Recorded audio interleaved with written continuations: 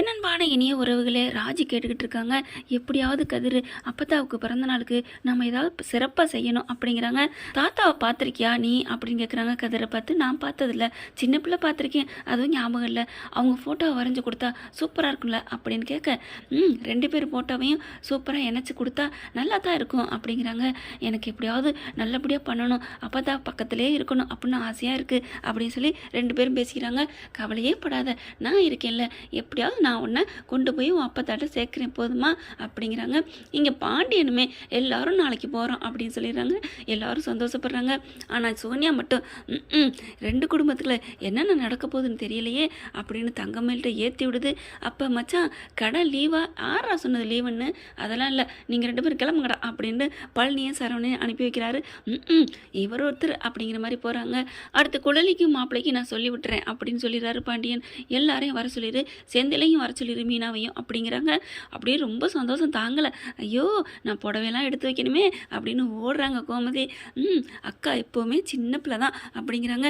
ராஜியும் கதிரும் போயிட்டு அப்படியே கோமதியை கட்டி பிடிச்சிக்கிறாங்க. சந்தோஷமாக ஒரு நாள் ஃபுல்லாக அப்பத்தா கூட இருக்க போகிறோம் அப்படிங்கிறாங்க. இங்கே பார்த்தீங்கன்னா சுகன்யா நேரம் வந்து வத்தி வைக்குது. அப்படியா, அவங்க எப்படி நம்மதுக்கு வர முடியும்? அந்த ஓடுகாலி குடும்பம் ஏன் தான் இப்படி ஓடுகாலின்னு சொல்லிக்கிட்டே இருக்காருன்னு தெரியல. பார்த்தா ஏன்டா அப்படிலாம் பண்ணுற, அதெல்லாம் வேணாண்டா, அவங்க பாட்டுக்க கோயில் எல்லாருக்கும் சொந்தம், அது நம்ம குலதெய்வ கோயில் அப்படிங்கிறாங்க. கோமதிக்கும் அது குலதெய்வம் தான் அப்படின்னு ராஜி அம்மா சொல்கிறாங்க. அது சரி, நீங்கள் எதுக்கு இப்படி பேசுகிறீங்க எனக்கு தெரியாதா? இங்கே பாருண்ணே, வானே, அவங்க எப்படி வரப்போச்சு நம்ம கோயிலுக்கு, வா போய் சண்டை போடுவோம்ட்டு முத்துவேல் கையை பிடிச்சி இழுக்கிறாரு. ஆனால் முத்துவேல் கையை தடுத்து விட்டுறாரு. வேணாண்டா அப்படின்னு சொல்லிட்டு உடனே சக்திவேல் பார்க்குறாங்க. என்ன அப்படிங்கல, என்னடா என்னென்னா நீனு அவங்க பக்கம் சாயிர போல இருக்கு, எல்லாத்தையும் மறந்துட்டியா? நம்ம ஊர் மக்கள் மத்தியில் அசிங்கப்பட்டு நின்னமே மறந்துட்டியா? ஏண்டா 30 வருஷம் கழிச்சும் அதே தான் சொல்லிக்கிட்டு இருப்பியா? இப்போ தான் நடந்துச்சு ராஜி கல்யாணம் ஓடி பண்ணது அப்படின்னா, ராஜி ஓடி பண்ணதுக்கு அவங்க காரணம் இல்லையே. ஆனால் பார்த்தீங்கன்னா அதையே சொல்லிக்கிட்டு இருக்கான். நான் மறக்கலடா. உடனே முத்துவேல் சொல்கிறாங்க, நான் மறக்கலை, ஆனால் அம்மா இது வரைக்கும் எதுவுமே கேட்டதில்லை, இப்போ தான் ஒன்று கேட்குது. அது ஒரு நாள் சந்தோஷமாக இருந்துட்டு போட்டுமே, அவங்க பாட்டுக்கு வரட்டும், கொண்டாடட்டும், அன்னதானம் போடட்டும், நம்மக்கிட்ட ஏதாவது பிரச்சனை பண்ணால் நம்ம பிரச்சனை பண்ணுவோம். இதே தான் அந்த குடும்பத்துலேயும் சொல்கிறாங்க, இந்த குடும்பத்தில் இதே தான் சொல்கிறாங்க. அதுக்கப்புறம் சரி நீ இதை விடு இதோட அப்படின்ட்டு போயிடறாங்க. சக்திவேலுக்கு செம்ம கோவம் வருது. என்ன எல்லாரும் ஒரே மாதிரி பேசுகிறீங்களா அப்படின்னு சொல்லிட்டு ரூம்குள்ளே போக, குமார் வந்துட்டு, பெரியப்பா நீங்கள் சொன்னதே சரி பெரியப்பா, நான் அப்பாவை சமாதானப்படுத்துகிறேன்னு உள்ளக்கு போயிட்டு, அப்பா நீ ஏப்பா அப்படிலாம் கத்துற, என்னடா நினச்சிட்டு இருக்க, அந்த குடும்பம் வரக்கூடாதுடா, பார்த்துக்கலாம்ப்பா, ஏதாவது பண்ணாயின்னு வச்சுக்கலே, அப்புறம் பார்த்துக்குவோம், நம்ம போடுற சாப்பாடு தான் எல்லாருக்கும் சாப்பிடணும் அப்படிங்கிறாங்க. ஆமாடா, நம்ம போடுற கெட்டா வருதுதான்டா எல்லாரும் ஊர் மக்கள் சாப்பிடணும் அப்படின்னு சக்தியில் புலம்ப, இங்கே குமார் மட்டும் என்ன சொல்கிறான், என்ன ரியாக்ஷன் காமிக்கிறாருன்னே தெரிய மாட்டேங்குது. அப்பா முடியவே முடியாதுன்னு சொல்லியிருந்தா கொஞ்சம் ஒரு பக்கம் குமார்கிட்ட நம்பலாம். ஆனால் எதையுமே சொல்லாமல் நீங்கள் நினச்சதான்ப்பா நடக்கும் அப்படின்னு அப்பாவை சமாதானப்படுத்த சொல்கிறாரா குமார் அப்படிங்கிறதுன்னு தெரியலை. இதுக்கடையில் சோனியா என்ன பண்ணுது, இதுங்க எல்லாரும் போகுதுங்க கடைக்கு, நம்ம மட்டும் ஏன் சும்மா இருக்கணும் அப்படின்னு சொல்லிட்டு வேகமாக கடைக்கு கிளம்புது. எங்கடி போகிற?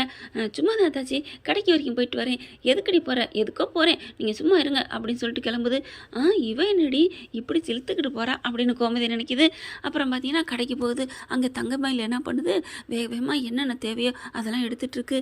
பார்க்குறாங்க. சுகன்யா பொண்ணு, வாங்க என்ன அப்படிங்கல, ஏன் நீ மட்டும்தான் இந்த கடைக்கு வரணுமா, நான் வரக்கூடாதா அப்படின்னு சுகன்யா கேட்க, அப்படிலாம் இல்லை சித்தி, திடீர்னு வந்திருக்கீங்களே அப்படி இப்படின்னு சொல்ல, உடனே பார்க்குறாரு சரவணன், இன்னும் இந்த கடைக்கு எத்தனை பேர் தான் வர ரெடியாக இருக்காங்கன்னு தெரியலையே அப்படின்னுட்டு, என்ன அத்தை என்ன அப்படிங்கல, ஏன் எல்லாரும் யாரோ அந்த கடைக்கு வராங்க, நான் வரக்கூடாதா, எனக்கு உரிமை இல்லையா, என்ன சரவணன் அப்படிங்கல, ஐயோ அத்தை யாரோ வர்றாங்க, நீங்கள் வர்றதில்ல என்ன, நீங்கள் தாராளமாக வரலாம், வேலையை பாருங்கள், எத்தனை பேர் வந்தாலும் பாண்டியன் ஸ்டோர் கடை தாங்கும் அப்படிங்கிறாங்க. இவங்கெல்லாம் வரலாம், சொந்த பொண்டாட்டியும் சொந்த மாமனார் வந்தால் செலுத்துக்கிறாரு அப்படிங்கிறாங்க. அதுக்கப்புறம் சோனியா என்ன பண்ணுது, நேராக பழனி அங்கிட்டு நிற்கிறாரு. பழனி வந்தோன்னே, ஏன் சோனியா நீ எதுக்கு வந்த அப்படின்னு கேட்க, நான் வரக்கூடாதா, ஏன் இந்த கடை எனக்கு சொந்தம் இல்லையா, எனக்கு உரிமை இல்லையா, அப்போ உரிமை இல்லாத வீட்டில் மட்டும் நான் ஏன் இருக்கணும் அப்படின்னு கிளம்ப, ஐயோ அம்மா ஒன்றும் சொல்லலை, நீ நில்லுமா, நீ என்ன வேணாலும் பண்ணு, இதோ கடைக்கு வராங்க, அவங்களுக்கு என்ன வேணும்னு எடுத்து கொடு அப்படிங்கிறாங்க. அவங்க நேராக வர்றவங்க, எனக்கு வந்து 10 முட்டை, 10 கிலோ அரிசி, 10 சோப்பு, 1 கிலோ பவுட்ரு, 1 கிலோ அது இதுன்னு சொல்ல, அப்படியே சொல்லி முடிக்கல, ஐயோ இவ்வளோ எடுத்து கொடுக்கணுமா, என்னால் முடியாது சாமி அப்படிங்கிறாங்க. கடைக்கு வந்தீங்கல்ல, சும்மா ஈஸியாக நினைக்கிறீங்களா? கடையில் பொட்டணம் போடுறது, சும்மா ஈஸியாக ஜாமான் எடுத்து கொடுக்குறதுன்னு எவ்வளோ கஷ்டங்கிறது இப்போ தெரியுதா? அப்படிங்கிறாங்க. பார்க்கலாம் பார்க்கலாம், இதெல்லாம் ஒரு வேலையா அப்படின்னு, கொடுங்கண்ணே நான் எல்லாம் எடுத்து தரேன் அப்படின்னு சோனியா எடுத்துக்கிட்டு இருக்கல, தங்கமேலு அப்படியே பராக்கு பார்த்து நிற்கிது. தங்கமேலு என்ன சித்தி அப்படிங்கல, என்ன நீ பாடி நின்றுட்டு இருக்க, எடுத்து கொடு, நான் ஒரு ஆள்கிட்ட எடுத்து கொடுக்கணும் சட்டமாக என்ன? அது இல்லை, எல்லாரும் எடுத்து கொடுத்தா யார் எடுத்து கொடுத்தோம் தெரியாமல் போயிரும்ல, அதெல்லாம் ஒன்றும் எடுத்து கொடுத்தா தெரியாமல் போகாது, எடுத்து கொடு அப்படிங்கிறாரு. நம்ம பில்லு போட்டு தானே அவங்ககிட்ட கொடுக்க போகிறோம் அப்படிங்கிறாங்க. நான் சும்மான்னா இவருக்கு பொறுக்காதே அப்படின்னு தங்கமேலு முணங்கிக்கிட்டே ஒவ்வொரு பொருளாக எடுத்து கொடுக்குது. அடுத்து பார்த்தா சோனியாவும் ஐயோ அப்பா மேலேருந்து எடுத்து கொடுக்குங்கிறாங்க. ஏங்க இது எனக்கு எட்டலை, நீங்கள் வந்து எடுத்து கொடுங்க. வந்தீங்கல்ல எல்லாரும் சொம்பு தூக்கிட்டு கடைக்கு வரோம், பெரிய வேலையா அப்படின்ட்டு வேலையை பாரு அப்படின்னு பழனி கண்டுக்கிறாம போகிறாரு. என்ன இவங்க இப்படி பண்ணுறாங்களேன்னு சொல்லிட்டு சோனியாவால் எடுத்து கொடுக்க முடியல. ஐயோ அப்பாடா, என்ன ஒரு நாளைக்கு இந்த மாதிரி நாக்கு தள்ளுது, ஐயோ வேர்த்து கொட்டுதே, ஏங்க ஃபேனை போடுங்க அப்படி இப்படிங்கிறாங்க. பில்லை போடு அப்படிங்கிறாரு பழனி. இருந்துட்டு பழனியும் சரி சரவணும் சரி பொண்டாட்டியை கொஞ்சம் கூட மதிக்கிறதே இல்லை, மதிக்கிற மாதிரி கொஞ்சமாக நடந்துக்கணும் இல்லையா?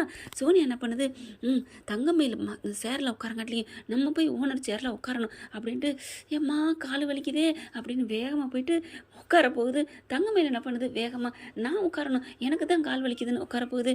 உடனே சோனியா என்ன பண்ணுது, தங்கமேலு அப்படி தூக்கி விட்டுட்டு நான் உட்காருவேன் அப்படின்னு வேகமாக போய் உட்காடுறாங்க. தங்கமேலை பார்த்து அப்படி சிரிக்கிறாரு, ரசிக்கிறாரு சரவணே.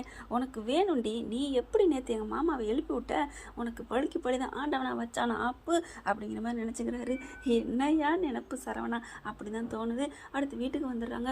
பழனி வந்துடுறாரு. முதல்ல இதே எங்கடா உன் பொண்டாட்டியை காணோம், நல்லா போச்சு போ, இதே நீ வீட்டில் இருக்கிறதா, என்னக்கா போக்கா அப்படிங்கிறாரு பழனி.